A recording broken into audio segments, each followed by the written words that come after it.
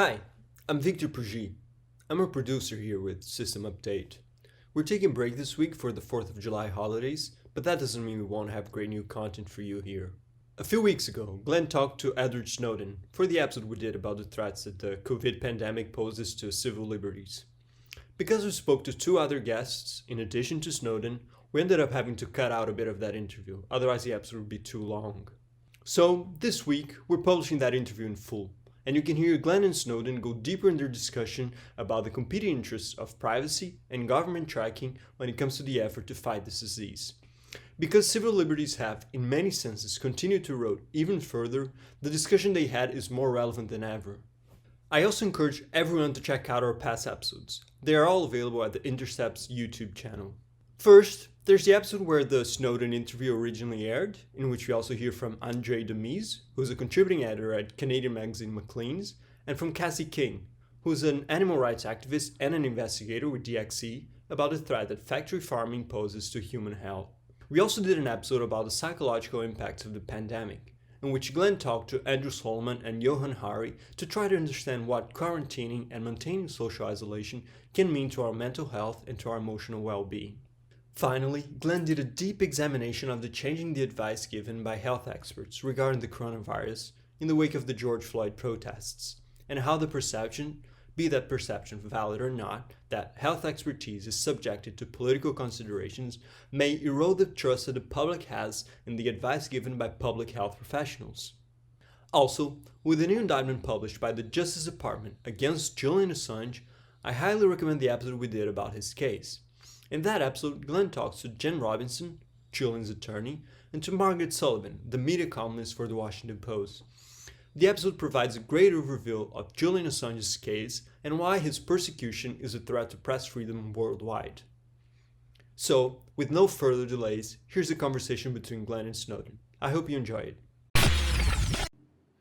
So I have a special guest to join me to explore these issues of the coronavirus pandemic that have been getting, in my view, insufficient attention, whether it's civil liberties or the extent to which we want to empower governments and private corporations with greater power to address the pandemic. And that is the NSA whistleblower, the president of the press freedom group, Freedom of the Press Foundation, on whose board I also sit, the president of the board of directors of that group, and the author last year of a book about surveillance called Permanent Record. Welcome to System Update, Edward Snowden. Thanks so much for taking the time to talk to me.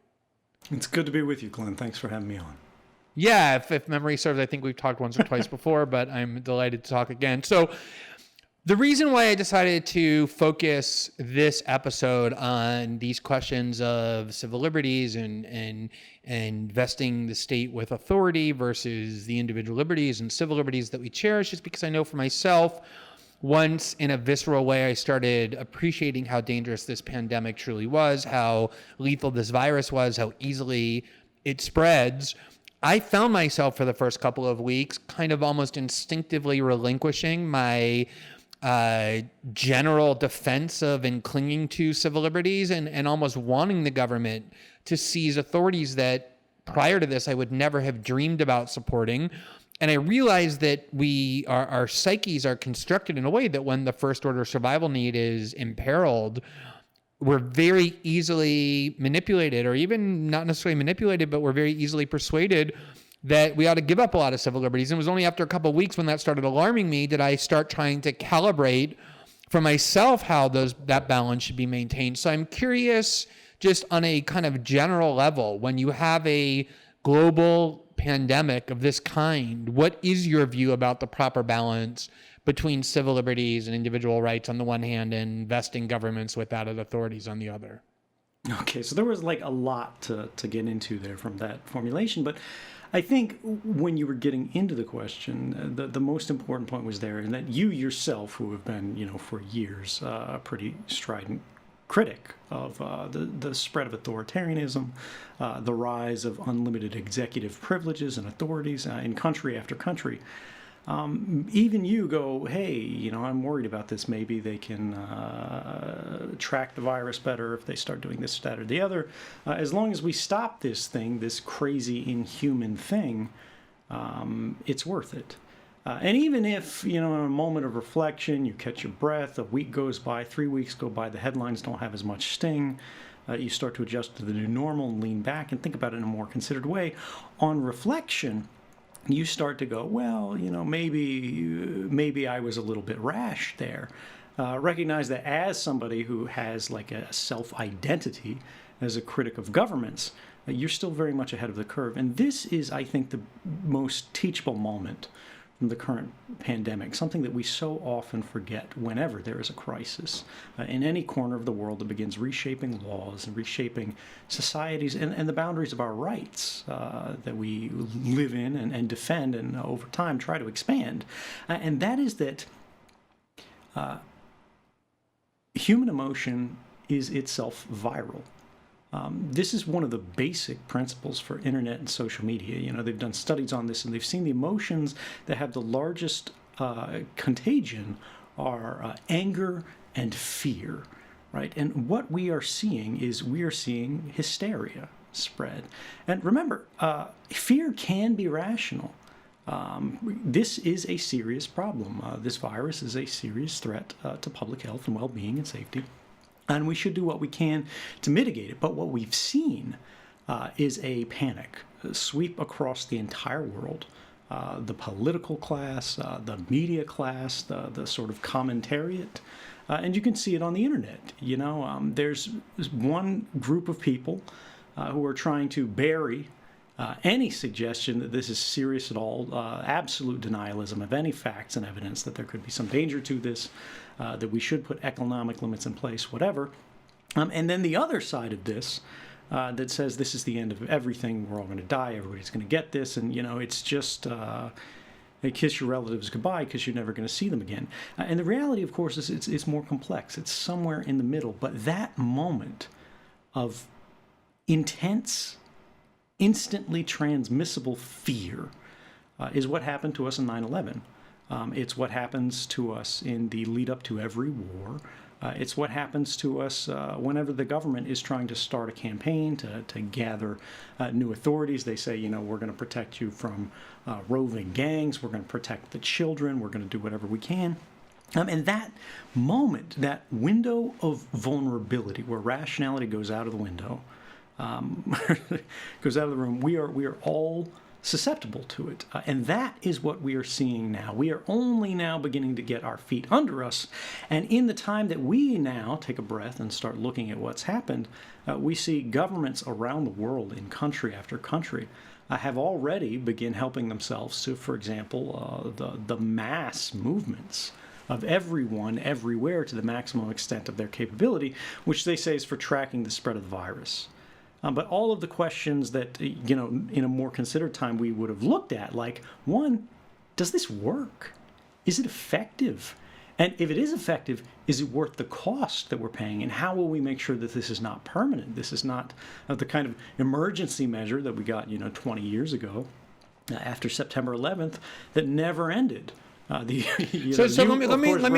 just stop you there for a second, if I could, on this comparison between the aftermath of 9/11 and the fear mongering that was successfully exploited to do things like introduce the Patriot Act with almost no dissent, and then ultimately a 19-year war in Afghanistan, an invasion of Iraq, powers of detention without due process, creating prisons in the middle of islands, things that had previously been unimaginable that were justified in the name of terrorism. I know the civil liberties community, including myself, spent a lot of time arguing not necessarily that measures of that sort are never justified, but that they are not just, maybe some of those measures are never justified, like imprisoning people without charges, but that a lot of the argument was about the nature and the magnitude of the threat, that the threat itself was being exaggerated because 3,000 people died horrible deaths, but in a country of 270 million people at the time, with the great difficulty of pulling something off like that again,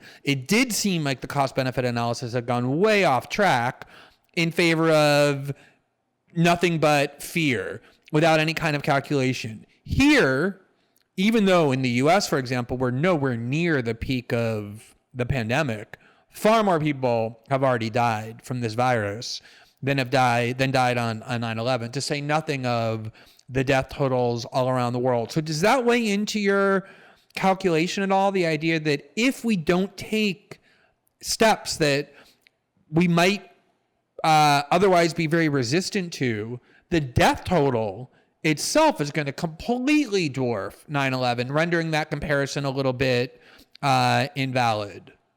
Well, no, everyone looks at these things and considers emergency measures, right? It's natural and it's appropriate in the context of human experience. When you have, for a short time, in a short period, a level of sacrifice that needs to be made for the good of the individual, for the good of the community, for the good of society, right? Think about, you're on a raft in the middle of the ocean. You don't drink all your water on the first day, even though you might be thirsty. The thing that I have a problem with is that we see, for example, in the economic context of what we have going on right now, we have a history, at least in American society, but I think really global society when we look at the last half century, of repeatedly asking sacrifices of those who have the least capability to make those sacrifices. Everybody is freaking out about the economic crisis that has been provoked by the fact that we're all at home. We're all shut in. We're socially distancing.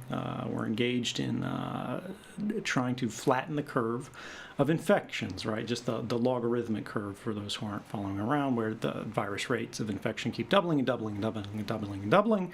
Will overload the hospitals, right? So we're trying to insert a breather by sending everybody home, going, you're not going to see anybody, therefore you're not going to transmit everything, and this will take the heat off the hospitals. And again, this can make sense. And I think it does make sense. The real problem that we're about to run into next is when they have to let everybody out, and then infection rate begins to rise again. And there was a study that just came out of, I think, the Chan School of Public Health from Harvard, where they were saying this system of pumping the brakes, or of intermittent quarantine, where they send everyone home and then they let them out, and then they send everyone home and let them out, will actually continue into next year.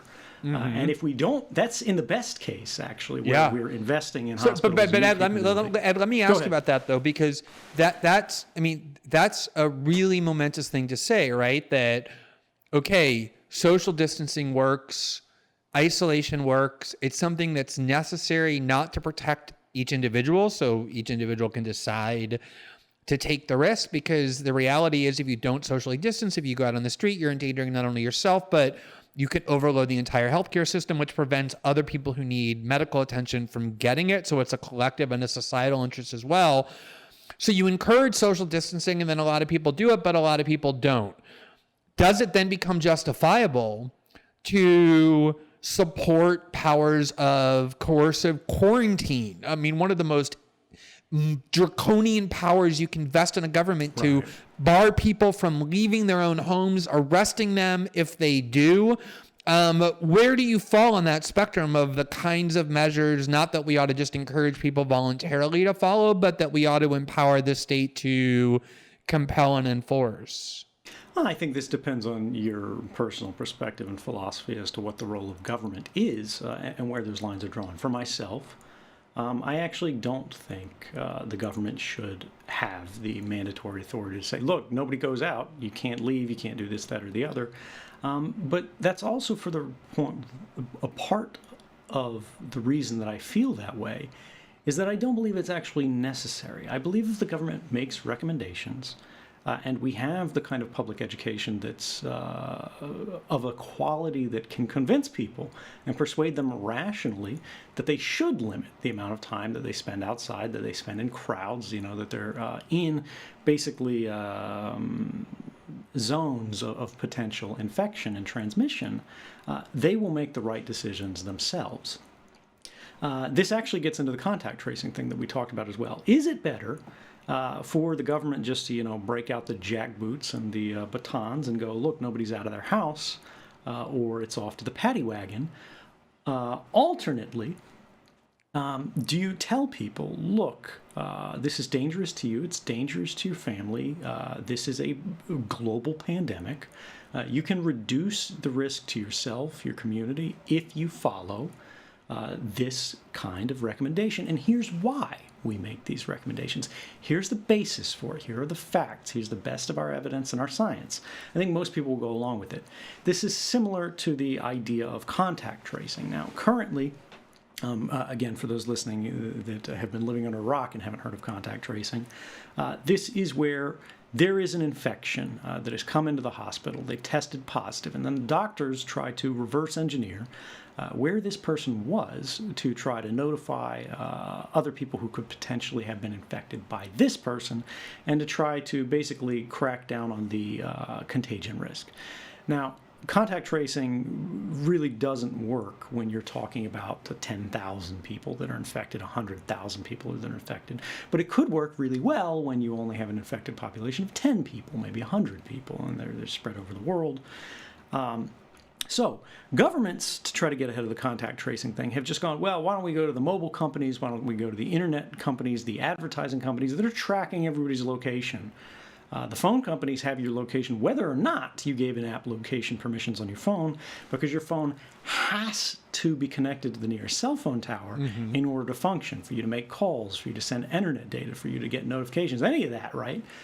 The phone company knows where you are at all times. The only way you can stop that is your phone is off or the antenna is not hot because it's in airplane mode. Or you don't carry a phone with you. Or you don't carry a phone with you, right? Right. But for most people, that's not an option. They need it to work. They need it to be in contact with their family. They need it to pay bills. They need it for all of these other things. But yes, for most people that are walking around, they have this, and it's constantly tracking them. If you do have location permissions on, or you are connected to the local cafe Wi-Fi, or you have Bluetooth on because it connects to your headset or something like that, Wi-Fi, Bluetooth, GPS, all of these things can be used as proxies for location information. And these can be provided to those apps secretly, in many cases, due to intentional weaknesses in sort of the privacy settings and the way the mobile operating systems are designed. Or you agree to this once, and then it's just constantly a background app is not even open. As far as you can tell, but it's constantly sending updates to Facebook or to Google saying this is where that person is. And this, by the way, is how Google gets all those nice traffic maps, right? That tells you where the congestion is on the roadways. They're monitoring everybody's phone, so they know how many people are on this roadway at this time. Well, governments are starting to go, well, why don't we help ourselves to that? In some countries, it's a little bit harder. Interestingly, in the United States, we're doing a little bit better here than other countries like, of course, China and Russia, but also Israel. We've seen this begin to happen in the United Kingdom, in France, in Northern Europe, and of course. Let's stop there for a second, because I want to do something that I, in my a million years, never thought that I was going to do, which is make a pro-surveillance case. Not necessarily because I believe in this case, but because I think that it's far more plausible than it was, say, 3 months ago. And I'm interested in your thoughts on it. So we've seen in the first 3 months of this pandemic or so, starting in December in Wuhan, a wide array of responses from different countries. So on the one hand, you have you could say is like the most repressive means of dealing with the pandemic, which is what we saw in China and probably Singapore, which are authoritarian countries to begin with, that used a lot of brute force of literally dragging people out of their homes when there were fevers detected or other indicia of the virus, and forcibly quarantining them in essentially prison hospitals. Then you have kind of on the other spectrum, Western democracies where individual liberty is more valued, where people are much more defiant of even suggestive government messaging, let alone compulsory ones like in Western Europe, where the virus has really ravaged places like Spain and Italy, and is now doing the same in the UK and France. And so the kind of middle ground model that a lot of people have held up as a country that avoided the harshest repression of China, but handled it much better than Western Europe, is South Korea, which relied heavily on the kind of electronic surveillance that you and I spent a lot of years advocating against in order to do things like contact tracing and find where people who had the virus interacted with other people in order to then remove them from the population or quarantine them or reward them. And although it's unclear how every country is doing because these official counts are not very reliable, it does seem clear that South Korea did a better job than most countries, if not all countries, in managing the initial outbreak by using electronic surveillance. Does that make you, Edward Snowden, more receptive to the idea that perhaps we ought to allow states, governments, a little bit more leeway, a little bit more authority on a temporary basis, if that such a thing exists, to use that kind of surveillance data with the noble goal of trying to get this pandemic under control without having to use more repressive measures like we saw in Singapore and China? Nice try. I would say, look, there's a lot of presumption in the sort of example and the question there. One of them is that South Korea relied heavily on this. It is true that they did sort of embrace quickly these kind of location tracking measures. It is not clear how much it helped. It is actually, it could be argued that South Korea's case is exceptional for a number of ways, one of which, the largest spread, came from a very specific region because it was a religious community that was very tightly knit, and it was spreading through them. They were in a local region, and then you can look at that. There's also the distinction between Asian cultures, the in-group versus out-group importance. South Korea is a very unusual example of a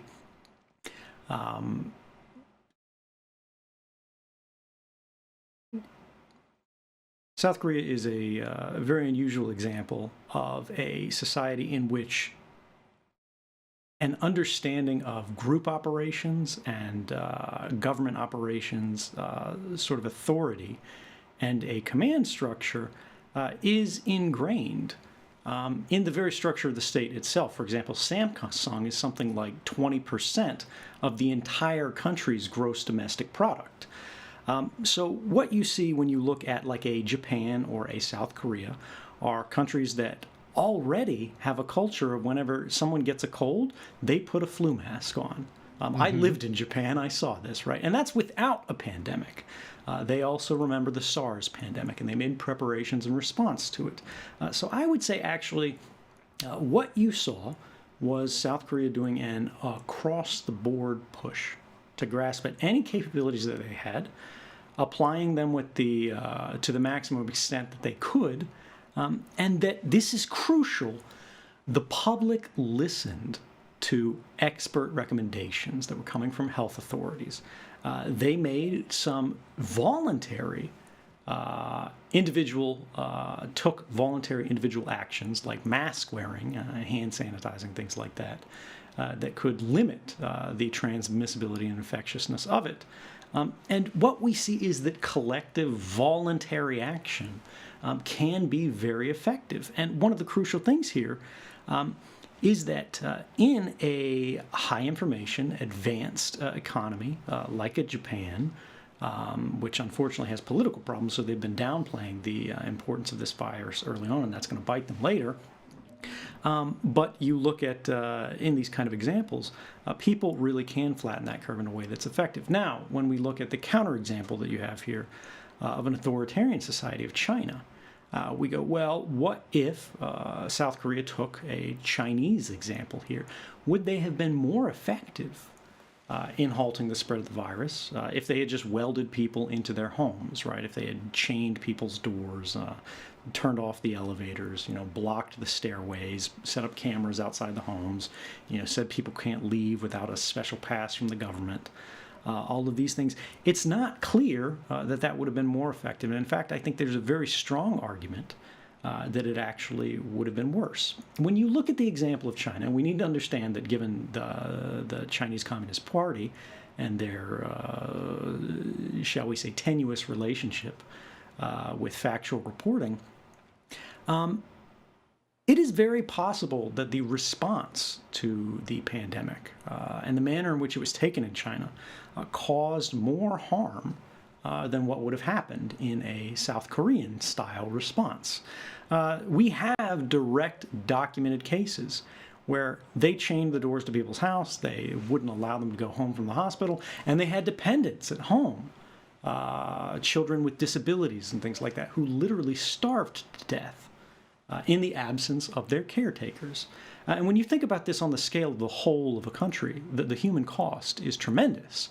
And that's to say nothing of economic harm and despair, people who turn to suicide and hopelessness, relationships that are lost, people who don't have access to foods, and simply quality of life. The costs of these responses can be tremendous. And it's not clear that the efficacy of the sacrifices that are being asked for or that are being forced upon us involuntarily are actually resulting in concrete benefits. Now, putting all that on the table, acknowledging that, is there a case where some surveillance can be useful?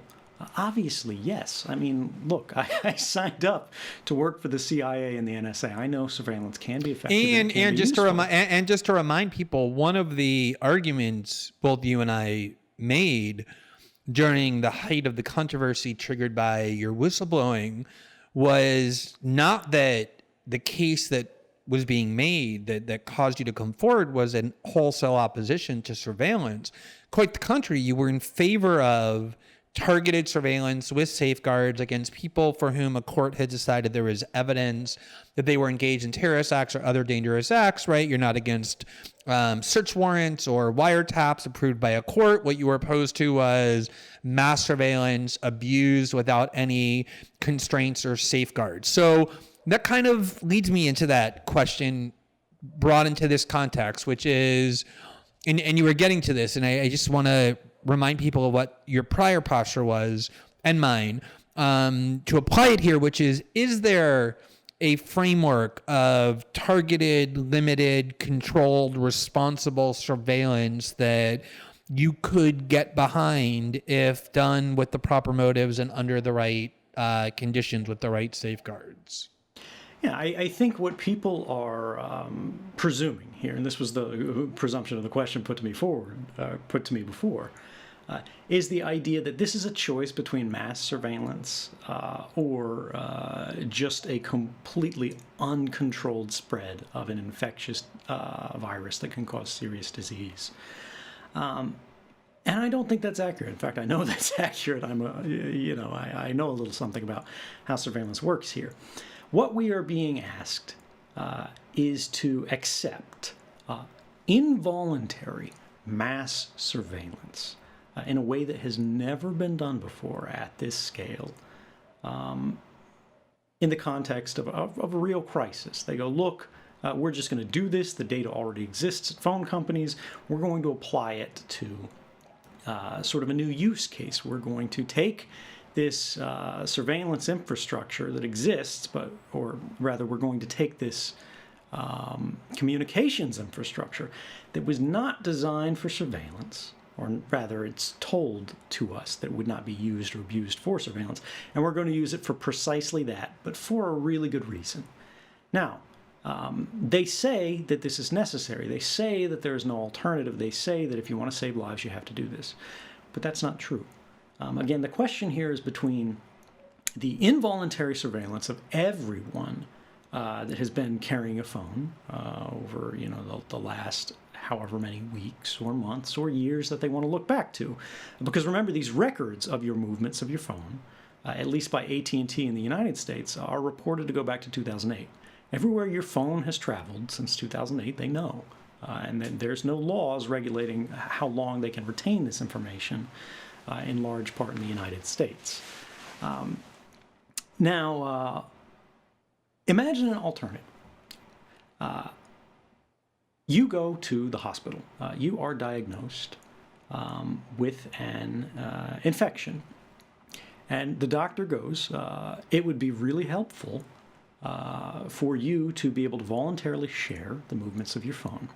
You open the app that when the pandemic came out, you installed, because it's just one of these recommendations that the government puts out, that the CDC or whatever the infectious disease authority is in your region. And what it did is it just turned on Bluetooth that most people have on their phones anyway. And what it does is it listens for other phones that are running the same app, and it gives out what's called a pairwise identifier. This means it's not sending a universal broadcast that says, this is my name, this is my phone number, whatever. It literally makes up a name, like a fake name, like Bob or Alice, if your name is not Bob or Alice, and gives this to every phone that it passes. A different phone gets a different name. But we use cryptography.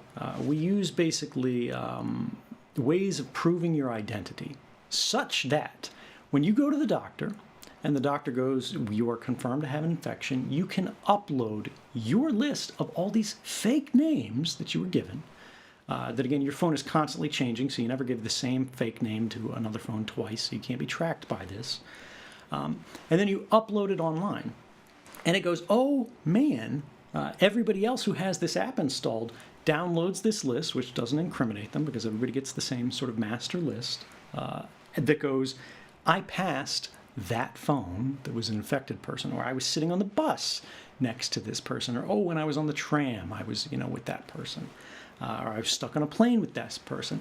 And all of this can be done in a voluntary, privacy-preserving way. Now, you might go, well, why would I share this information if it doesn't benefit me directly? Well, it does. Right. Well, I guess my question was, would you personally put that up on your phone and then voluntarily share that data with government authorities if you turned out to have a positive test for coronavirus and were requested to turn that information over?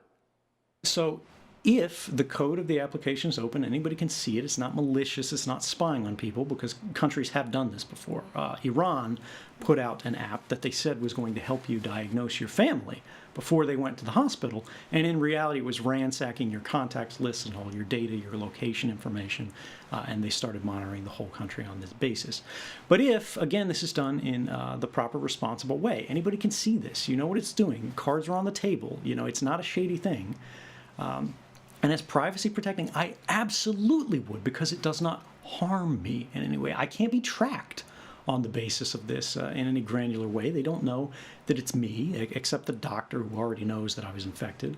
How do they find the people, if everything's anonymous, how do they find the people with whom you're on the bus, with whom you're on the plane, with whom you were in close quarters? That's the beauty of the system, right? What you do is you incentivize people who are infected to share their movements on a master list, or it's actually not even their movements. It's just a list of all the phones that they passed.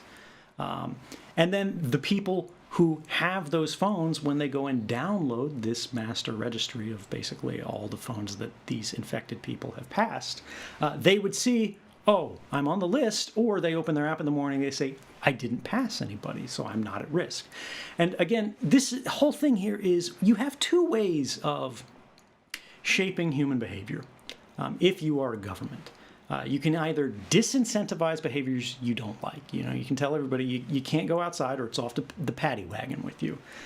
Or you can incentivize pro-social behaviors in a voluntary way. For example, in the United States, it has been extremely difficult to get tested for COVID-19. Because of shortages or whatever, overburdened healthcare systems, the fact that we don't have a functioning healthcare system in the United States. Now, if you have a system like this, and the doctor goes, one of these people who goes in and gets one of these rare tests, goes, oh, you actually are infected, upload this to the list. Anybody who has then one of the phones who is sitting next to you on the bus, who is sitting next to you on the plane, obviously becomes a priority, a documented, clear priority for health authorities to let them in. So you go in with your app, you show them, oh, hey, I was sitting next to a guy who, I don't know who they are, but you just said they were infected. You now get priority access to this kind of testing. You can get priority access to treatment because it is clear that you have potentially been exposed. And none of this requires privacy sacrifices. None of this requires any sort of involuntary or intrusive violation of rights. And the funny thing is, these capabilities are not difficult to create. This platform, could have been slapped together in 4 days by a bunch of university researchers working together if they had the kind of funding and the mandate and the support.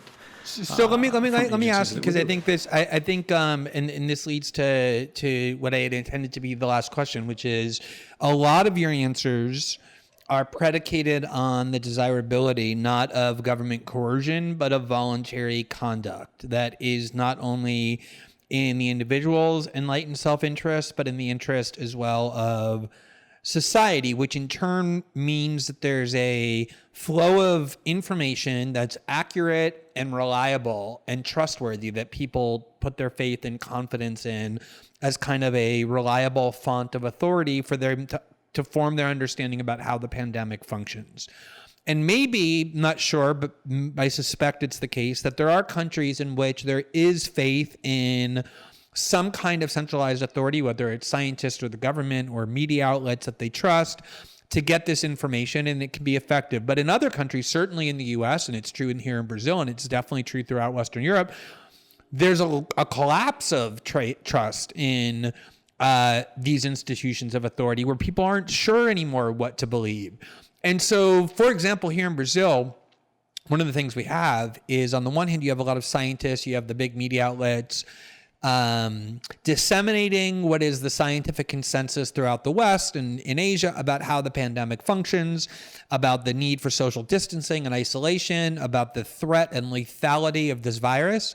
But then on the other hand, you have a lot of power centers, including the president of the country, his family, his media outlets, his followers, evangelical pastors, saying entirely inaccurate things, just scientifically false claims about there's no need to socially isolate. There's no need to socially distance. The threat of the economic harm is much greater than the threat of this virus. It only kills people above 70 if you're already sick. And what has happened is companies like Facebook and Twitter and Google that control our discourse online have started censoring and deleting messages from the president of Brazil, high-level officials. The same thing happened in Venezuela, on the ground that they're disseminating information that is contrary to the scientific consensus. So on the one hand, your solutions of voluntary conduct need and depend upon the citizenry being persuaded about basic scientific facts and what's in their own interest, which in turn means that they can't be misled or deceived into doing things that are irrational. On the other hand, there are dangers, I think, to having companies like Facebook and Google and Twitter control our discourse to the point of even censoring the messaging that comes from democratically elected leaders, as unhinged and extremist and authoritarian as they might be. So if your solution, your vision for how this can best be calibrated relies on an informed citizenry, does that make you more amenable to having these tech companies exert a little bit more control while we're in this crisis over people's ability to deceive people with misinformation or even falsehoods and lies? So you just really broadened the conversation. So I've got to say, unfortunately, that's not going to be the last question. I'm going to have to ask you questions or something, because this is going to take some back and forth. But when you ask this question, look, am I comfortable with Facebook and Google, YouTube, whoever? It's like 4 properties that basically run the world today. Jeff Bezos decides what you can and can't buy on Amazon. Facebook decides what you can and can't post on social media. Jack Dorsey or whatever gets dragged into this, and it has to be the politics police. Is that correct? Because some people abuse their authority. And no, I don't think the solution to the abuse of authority is to create more platforms for the abuse of authority. I don't believe making Mark Zuckerberg the central authority for the things that can and cannot be said is an improvement on the situation.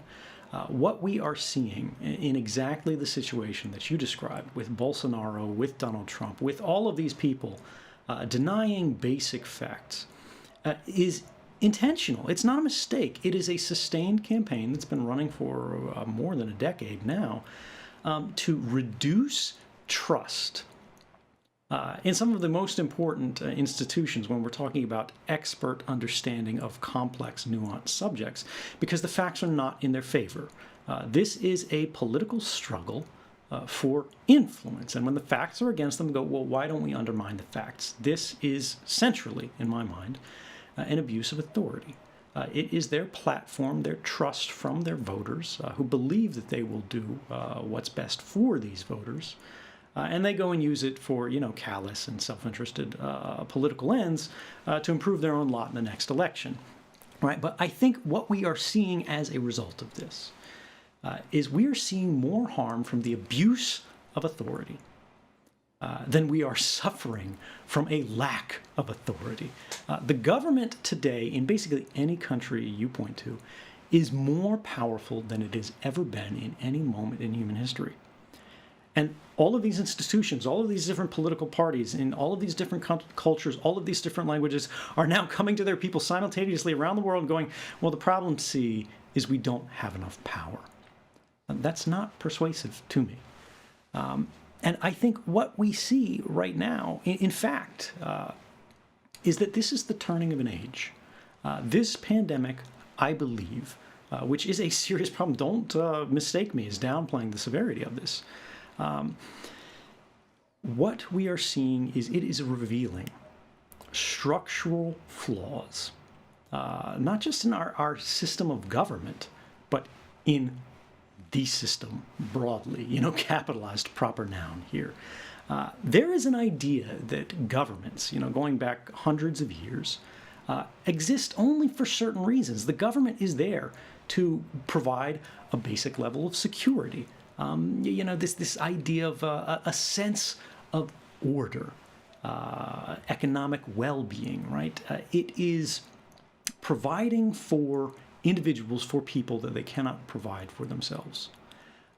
And what we are seeing in places like the United States and around the world is, in fact, these are the very governments that have unbalanced the system economically, that have engaged in the kind of aggressive wars, endless wars under the Bush and Cheney administration, that then were underwritten by the Obama administration, now adopted by the Trump administration, wars without end, sort of taking a pet crime like terrorism, which is a serious crime, but it is still a crime nonetheless, and now making it a matter of state, right? We are elevating criminals to the levels of equal sovereigns, right?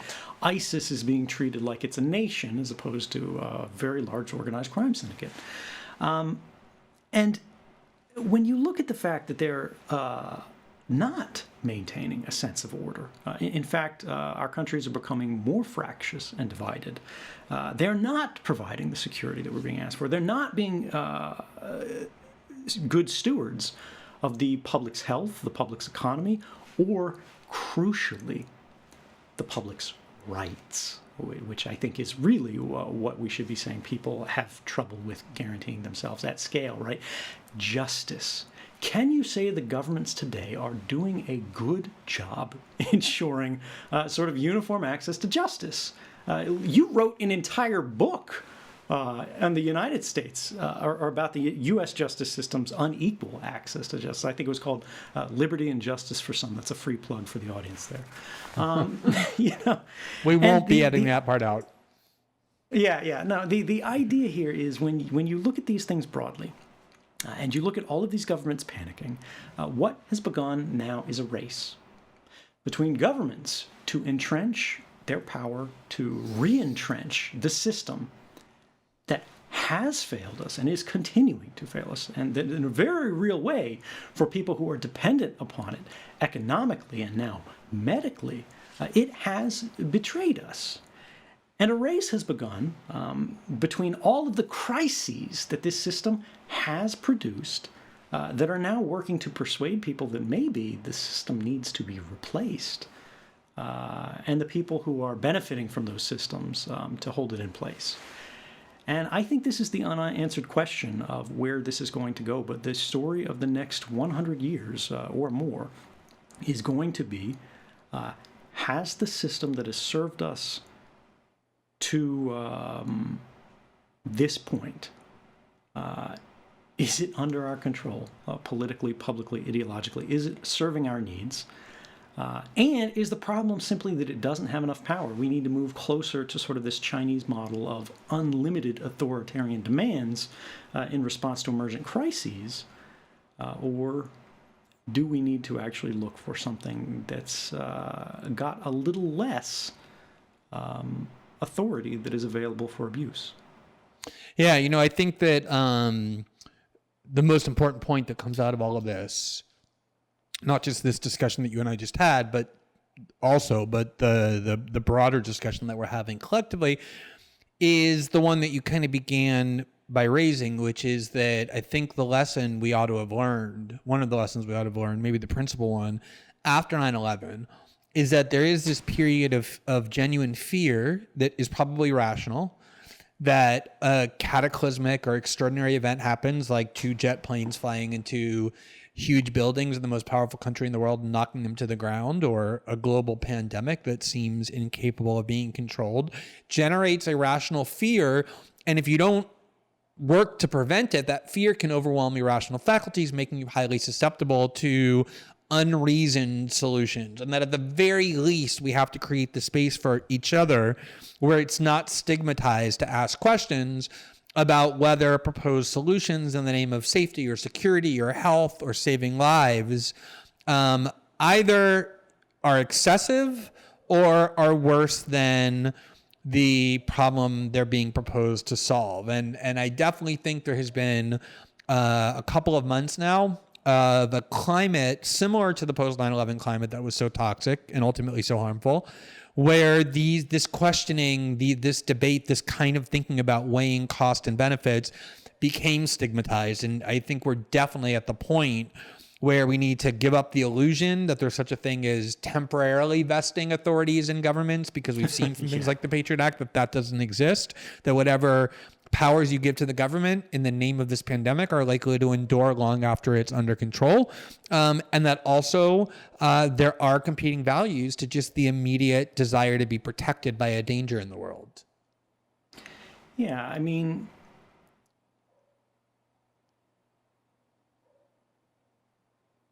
when we look at this moment, to me, it is like watching that TV in the background of a disaster movie that nobody pays attention to. Everybody can feel the rise of authoritarianism that is creeping around the world, whether you are in Brazil, whether you are in Hungary, whether you are in Russia, whether you are in Washington, right? Everywhere we see politicians seeking new powers and trying to apply them to really slay their enemies. In the political context for now, but we forget how quickly in the context of history that can move to a more literary, we forget in the context of history how quickly that can move to a literal application of the term.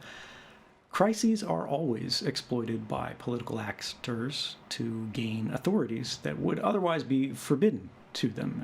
And we can understand, as people who are impacted by these policies, that there can be benefits.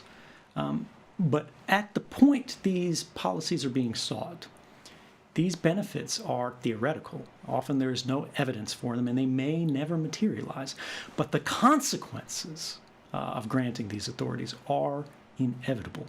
There has never been a moment in history where we have created what is being stood up today, a system where a government, any government, can know the location of every person at every time. This is the architecture of oppression. They're saying they're not turning it on. They're saying they're not using it for, marching people off to camps. And right now, I believe them.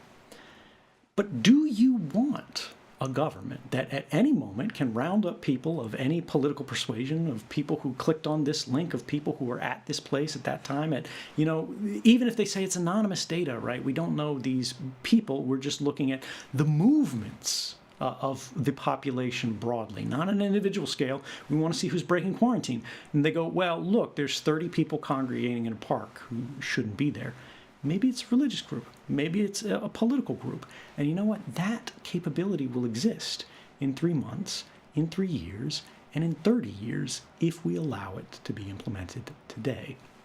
I think that's the key point. And exactly for that reason, I think a lot of us have had a good few weeks of just kind of first thinking about our own health and our own safety and that of our families, kind of trying to get a hold on what this pandemic is and what the basic scientific facts of it are and the political facts of it are.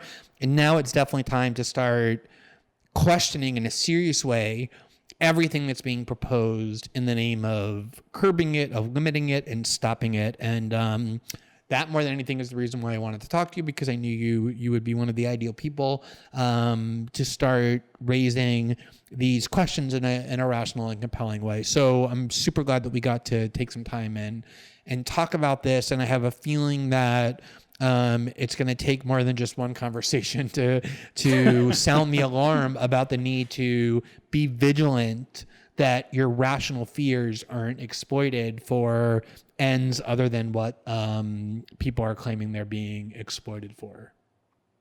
Yeah. I just, for anybody out there who's listening right now, who's struggling, because this has been not a good few weeks. This has been a very difficult few weeks for everyone, really, everywhere. It's not wrong. It's not weird to be scared. I have family members who have lost their jobs. I think everybody has. We are in a vulnerable position, and we are being made to depend on a system that we do not really understand and do not have that much control over these days. And I want people to think about the fact that this is an election year, and we need to do everything we can to make sure that this crisis is not going to be exploited to change that, to delay elections, to try to change the things that we're thinking about. Because it gets back to this moment of, in a crisis, we are asked for sacrifices. There's a limited amount of resources, and we're being said they have to be applied in this way. They go to these people, not these people. And there are not many moments in history where everybody in a country, everybody in the world, is sent to, go to their room without supper and just sit there and think until you can come out a few weeks later. That is vanishing the rare, and it is extraordinary that this is happening at the same moment that we have a political opportunity to change this system. Ask yourself why. For decades, you have been asked to give more and more. And when a moment of crisis comes and Congress starts throwing money around, we are getting the smallest portion of the resources. Instead, it's going off to banks and airlines and commercial lending paper and finance, and none of this stuff anybody but the Congress people who are benefiting from it understand. And then think about now the only thing that we have left, our rights, our ideals, our values as people. That's what they're coming for now. That's what they're asking us to give up. That's what they're asking to change. And remember that from a perspective of a free society, a virus is a serious problem. It is harmful. But the destruction of our rights is fatal. That's permanent. Yeah, and it takes work to think about the second, whereas our survival instincts very easily let us think about the first, and that's where the imbalance can arise. Ed, thank you so much for this discussion. I think it was extremely illuminating. I think it was the right moment to have it, and I really appreciate you taking the time to talk. Thank you. Stay free.